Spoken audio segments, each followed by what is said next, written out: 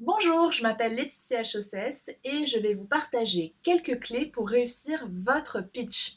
Aujourd'hui, nous allons voir comment construire une bonne accroche. Car tout se joue finalement dans les premières secondes de votre pitch. Que ce soit devant un jury pour un concours ou devant un investisseur potentiel, vous devez capter son attention dès le début. Et pour ça, je vais vous donner 3 conseils.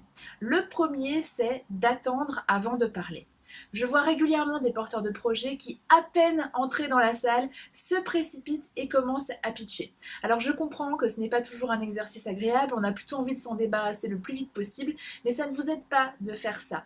Je vous conseille au contraire d'attendre pour que vous soyez prêts, mais surtout pour que vos interlocuteurs soient prêts, qu'ils soient là, qu'ils soient disponibles et qu'ils vous écoutent vraiment. Parce que s'ils ratent les premières secondes de votre pitch, ils auront un wagon de retard et ce sera vraiment très difficile pour eux de monter dans le train une fois qu'il est en marche.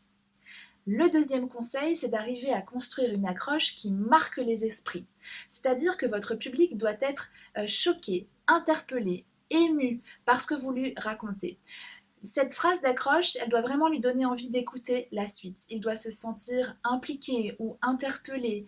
Il ne doit pas en croire ses yeux parce que vous venez d'annoncer quelque chose d'incroyable. Donc vraiment arriver à marquer les esprits. Alors là, il y a tout un tas de formules possibles, tout un tas de techniques, mais moi ce que je vous conseille, c'est de vraiment chercher une accroche qui colle à la fois à votre projet, mais aussi à votre personnalité. Ce que je veux dire par là, c'est que n'essayez pas, par exemple, de faire une note d'humour en accroche si dans votre nature, vous n'êtes pas vraiment fan des blagues.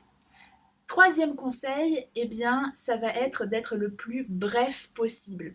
Car l'accroche, elle doit vraiment tenir en quelques phrases, voire même en une seule phrase. Si vous prenez trop de temps pour donner des éléments de contexte, donner des éléments de compréhension, votre cible risque de décrocher rapidement. Donc là aussi, soyez le plus court possible. Et pour ça, je vous conseille de rédiger votre accroche et de la prendre par cœur. Ça vous forcera à être assez concis. Pour résumer, 3 conseils donc pour construire une bonne accroche. D'abord, attendre avant de parler. Deuxièmement, construire une accroche qui marque les esprits. Et troisièmement, être le plus court possible. Si cette vidéo vous a été utile, si vous l'avez appréciée, n'hésitez pas à la liker ou à la partager. Et puis si vous voulez aller un petit peu plus loin, je vous invite à faire un tour sur mon site internet laetitiachaussès.com. Vous trouverez sur ce site les formations que je propose, les ateliers, mais aussi les séances d'accompagnement individuel pour préparer un pitch ou toute autre prise de parole en public. Merci et à bientôt. Et n'oubliez pas, parler en public, ça s'apprend.